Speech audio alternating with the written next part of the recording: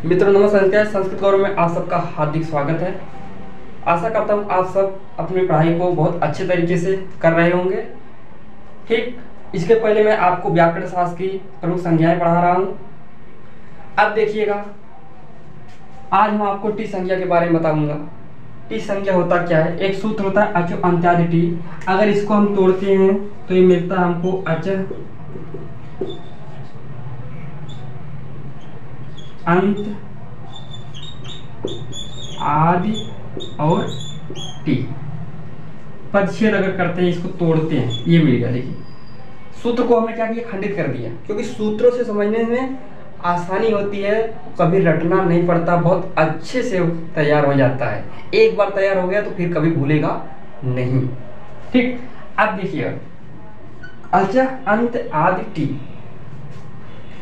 ठीक, अब इसका अगर हम अर्थ निकालें तो यही मिलता है, अचों के मध्य में अंतिम अच और आदि के वर्ण समुदाय की क्या होती है?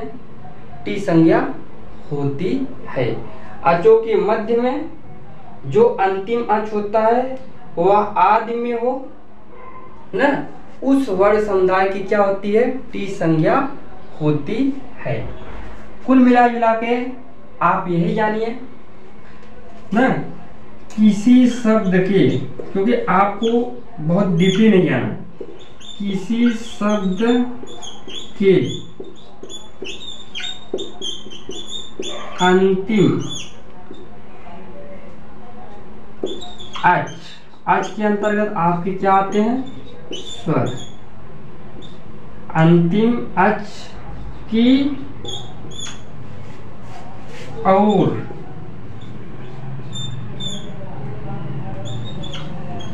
अच के बाद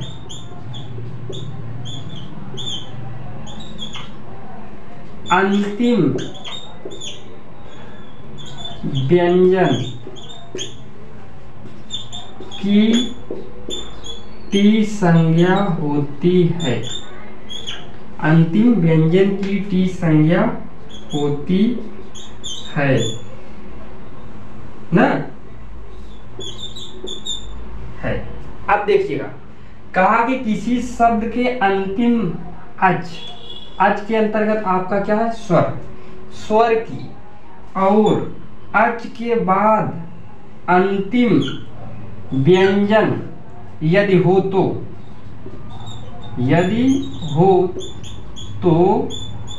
ठीक, यदि हो तो व्यंजन हो तो उसकी भी क्या होती है? टी संज्ञा होती है। समझ में आया? अगर कोई पूछे टी संज्ञा किसे कहते हैं तो आप यही कह दीजिएगा कि किसी शब्द का अंतिम जो अच है ना, उसके बाद अगर व्यंजन वर्ण है तो उस अंतिम स्वर और उस अंतिम व्यंजन की टी संज्ञा होती है। आशा करता हूं कि आपको बहुत अच्छे से समझ आ गया होगा। ठीक, एग्जाम्पल के रूप में देखें, अगर हम उदाहरण के रूप में देखते हैं तो हमको मिलता है जैसे मनस। जैसे के रूप में अगर हम देखते हैं उदाहरण के रूप में तो हमको मिलता है क्या? मनस। अब देखिएगा, इसको हम तोड़ते हैं तो ये हमको मिलता है मैं। हलन करते हैं तो इसमें हमको आ बाहर निकल जाता है। ठीक, फिर उसके बाद आगे चलते हैं तो हमको ना, इसको हलन करते हैं, इसमें आ बाहर निकाल देते हैं ना। फिर उसके बाद सा में विसर्ग हलन पहले से ही है, इसलिए इसमें कोई स्वर नहीं है। इसका मतलब है कि ये स्वर विहीन है। ठीक, अब देखेंगे हमने कहा क्या, यही है, ध्यान दीजिएगा। हमने यही कहा कि किसी शब्द के अंतिम अच स्वर की और अच के बाद यदि व्यंजन हो तो उसकी भी क्या होती है? टी संज्ञा होती है। अब ये मनस शब्द एक ले लिया, मनस शब्द एक ले लिया, इसको हम क्या करते हैं? विस्तृत करते हैं, फैला देते हैं। तो ये हमको मिलता है म में आ मिला हमको। ठीक, न को अगर हम न में आ को बाहर किए, फिर स जो है वो हलंत युक्त है, इसलिए यह इसमें किसी स्वर का प्रयोग नहीं है।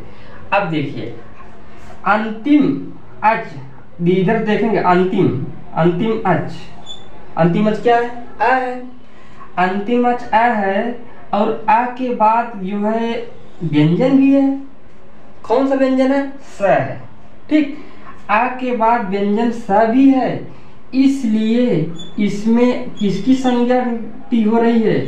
अस की। इसलिए इसमें अस की टी संज्ञा होती है, टी संज्ञा होती है। समझ में आया? फिर से मैं बता रहा हूं, ये मनस है ना, मनस का अंतिम, इसको हम विस्तार करने के बाद इसका अंतिम स्वर देखेंगे पीछे से। अंतिम स्वर हमको क्या मिला? हमको अ मिला। अंतिम स्वर के बाद हमको देखेंगे कि यदि व्यंजन है तो उसकी भी टी संज्ञा होगी, अगर नहीं है तो सिर्फ स्वर की ही क्या होगी? टी संज्ञा होगी। अब इसमें हम देख रहे हैं तो इसके साथ हम व्यंजन भी है, तो इसकी भी और इसकी, मतलब स्वर और व्यंजन दोनों की क्या होती है? टी संज्ञा होती है। तो कुल मिला जुला के अगर पूछा जाए मनस में किसकी टी संज्ञा होती है, तो आप कहेंगे मनस में अस की टी संज्ञा होती है। समझ में आया? ठीक, आगे चलते हैं और आपको एग्जांपल हम बताते हैं। जैसे राम है, जैसे राम है, ठीक, ये राम है, यही बता दे रहा हूँ राम। अब इसको अगर हम विस्तृत करें तो ये हमको र मिलता है, इसका आ को हम बाहर निकाल लेते हैं। आप भी ऐसे करिएगा, आ को बाहर निकाल लेते हैं तो आगे हमको क्या मिलता है? म मिलता है। म को हलंत करते हैं, इसके आ को जो है वो क्या करते हैं? बाहर निकाल लेते हैं ना। तो विस्तृत हो गया ना, फैला दिया इसको। अब फैलाने के बाद हम देखेंगे, ये जो हमारा सूत्र कह रहा है कि अंतिम अच की टी संज्ञा होती है। अंतिम अच की टी संज्ञा होती है। अच में हमारे कितने स्वर हैं? 9 स्वर हैं। संस्कृत में स्वरों की संख्या कितनी है? 9 है ना। अच प्रत्याहार के अंतर्गत सभी स्वर की गणना की गई है ना। तो अच के अंतर्गत 9 स्वर हैं, तो देखेंगे कि सबसे अंतिम कौन सा स्वर है। तो देखेंगे पहले हमको क्या मिल गया? आ मिल गया ना। अब हमको आ मिल गया, इसके बाद कोई अगर व्यंजन है तो व्यंजन करेंगे, उसकी भी टी संज्ञा करेंगे। अगर व्यंजन नहीं है तो हम केवल स्वर की ही टी संज्ञा करेंगे। तो इसमें व्यंजन नहीं है, आ के बाद कोई व्यंजन है नहीं, इसलिए इसमें क्या करते हैं? किसकी टी संज्ञा होती है? आ की टी संज्ञा होती है। आ की क्या होती है? टी संज्ञा होती है। समझ में आया? ध्यान दीजिएगा। उसी प्रकार से और भी एग्जाम्पल मैं आपको बताते चल रहा हूँ, जिससे कि आपको फिर से भूले न, आपको फिर से भूले न। क्योंकि आप ध्यान देंगे तो निश्चित रूप से आपको टी संज्ञा कभी भूलेगा नहीं। निश्चित रूप से आपको टी संज्ञा कभी भूलेगा नहीं। जैसे राजन है, राजन है ना। अब देखिए राजन को हम विस्तृत करते हैं, इसको फैलाते हैं तो हमको मिलता क्या है? रा है ना, रा के आ को हम बाहर निकालिए। ठीक, उसके बाद ज है, ज में हलंत करके इसके आ को क्या करते हैं? बाहर निकाल लेते हैं।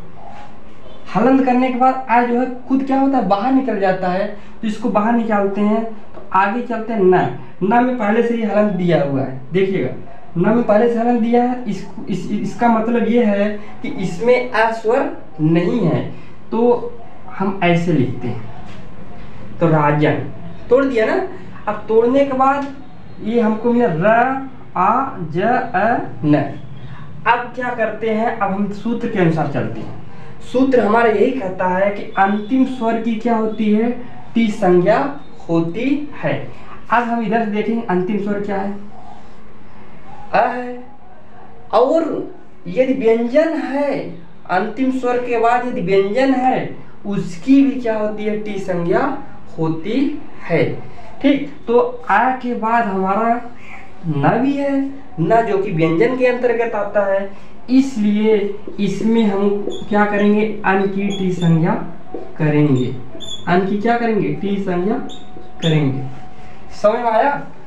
अब देखिएगा, कोई दिक्कत नहीं, आप ऐसे ही जितने भी एग्जाम्पल हैं आप उसको करते चले। जैसे दधी है ना, दधी, इसको तोड़िए, इसका पदच्छेद करिए, कैसे होगा? दधी, द, इसमें आ को क्या करते हैं? बाहर निकालते हैं, द में आ है ना, आगे बाहर निकालते हैं। उसके बाद ध, ध में क्या है? ई है, ध में क्या है? ई है। अब देखिए, ध में ई है, तो अब हमको चलना है कि सूत्र के अनुसार अंतिम अच की क्या होती है? टी संज्ञा होती है। तो अंतिम अच क्या है? ई है, इसलिए इसमें किसकी टी संज्ञा होती है? ई की टी संज्ञा होती है। किसकी टी संज्ञा होती है? ई की टी संज्ञा। देखियो, इस शब्द में अंत में जो है व्यंजन वर्ण नहीं है, इसलिए केवल स्वर की क्या हुई? टी संज्ञा हुई। आप ध्यान देंगे, मैं फिर से एक बार बता रहा हूं, अचो अंत्यादि टी का तात्पर्य यही होता है, किसी शब्द के अंत में, अंतिम में जो स्वर होता है उसकी, और उसके बाद जो व्यंजन होता है, यदि व्यंजन है तो व्यंजन की भी, अगर नहीं है तो केवल स्वर की ही क्या होती है? टी संज्ञा होती है। समझ में आया? बहुत ही सिंपल है, ध्यान दीजिएगा, आपको आसानी से क्या होगा? समझ में आ जाएगा। ठीक, आगे चलते हैं। इसके बाद मिलता क्या है आपको? उपधा संज्ञा। आगे आपको मिलता क्या? उपधा संज्ञा। अगर ये आपको टी संज्ञा समझ में आया होगा तो आपको उपधा संज्ञा बिल्कुल आसानी से समझ में आ जाएगा, कोई दिक्कत नहीं है। ठीक, सिर्फ आप जुड़े रहिए। उपधा संज्ञा, ये सूत्र होता है अलो अंत्यात पूर्व उपधा। अलो अंत्यात पूर्व उपधा, ये सूत्र होता है। क्या होता है? सूत्र होता है अलो अंत्यात पूर्व उपधा। ठीक, अब ये सूत्र है किसकी? उपधा संज्ञा। अगर कोई पूछे उपधा संज्ञा विधायक सूत्र क्या होता है, तो आप क्या बताएंगे? अलो अंत्यात पूर्व उपधा, अलो अंत्यात पूर्व उपधा। इसको हम पदच्छेद करते हैं जिससे कि आपको समझने में आसानी हो।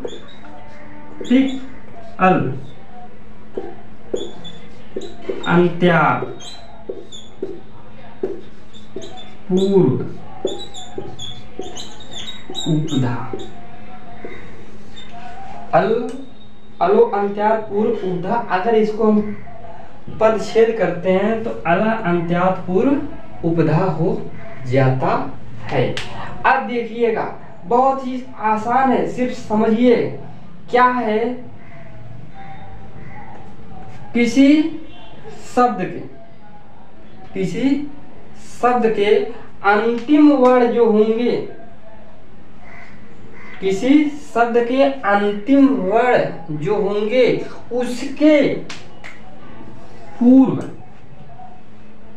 ना, उसके पूर्व जो शब्द हो गया उसकी क्या होगी? उपधा संज्ञा होगा। देखिएगा, फिर समझिए, यहां लिख देते हैं। किसी शब्द के अंतिम वर्ण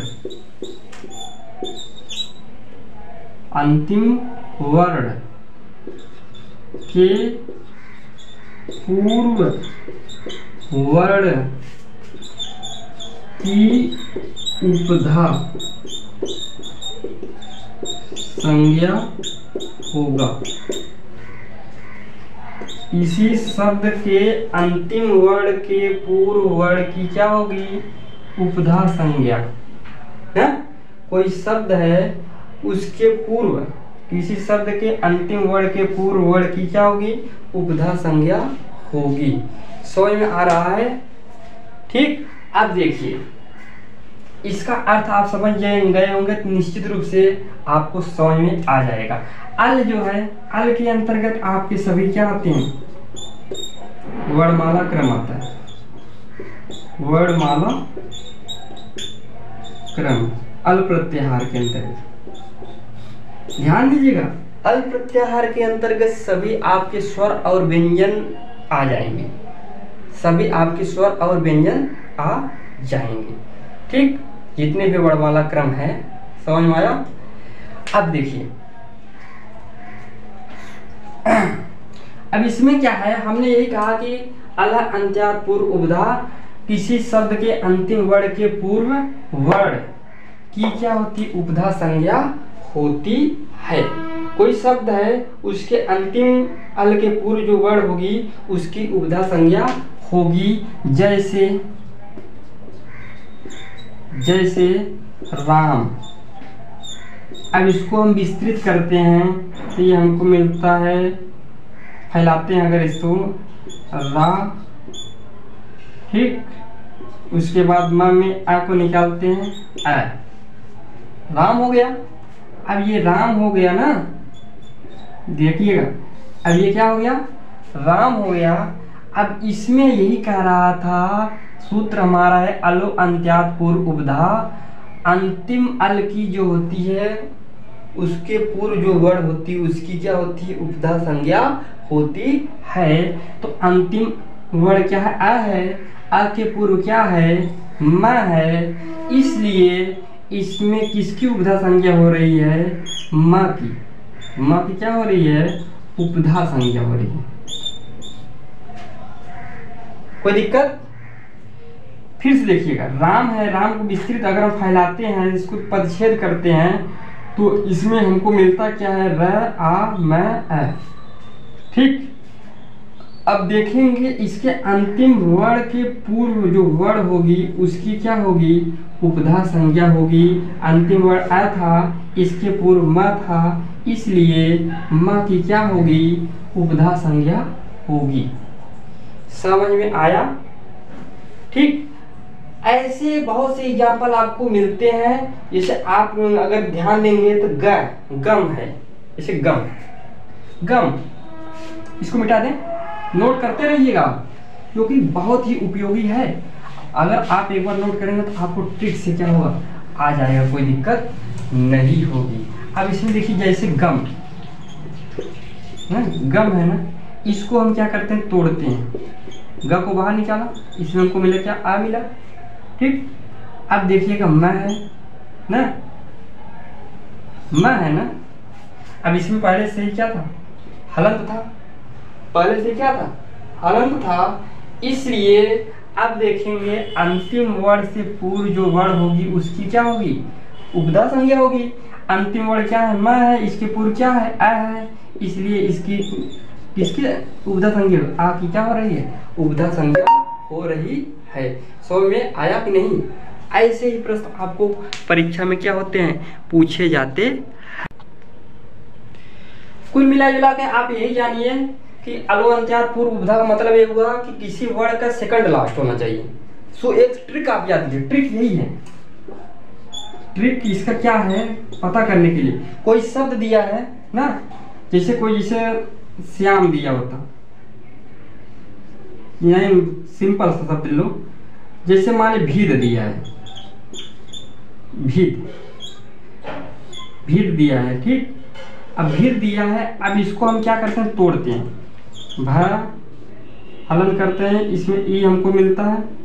ठीक, आगे चलते हैं, द, ये हलंत है, द क्या है? हलंत है, हमको द मिल गया ना, ये हलंत हो गया। ठीक, ये हमने यही कहा क्या कि सेकंड लास्ट जो होता है, सेकंड लास्ट जो होता है ना, उसी की क्या होती है? उपधा संज्ञा होती है। आपको कुछ याद नहीं करना, आपको दिमाग में भर लेना है कि किसी वर्ड का जो सेकंड लास्ट का सेकंड होता है, सेकंड लास्ट अंत का दूसरा जो वर्ड होगा उसी की क्या होगी? उपधा संज्ञा होगी। ये विध है, इसका लास्ट है द है, इसका दूसरा क्या है पीछे से ई है, इसलिए इसमें किसकी उपधा संज्ञा हो रही है, ई की उपधा संज्ञा हो रही है।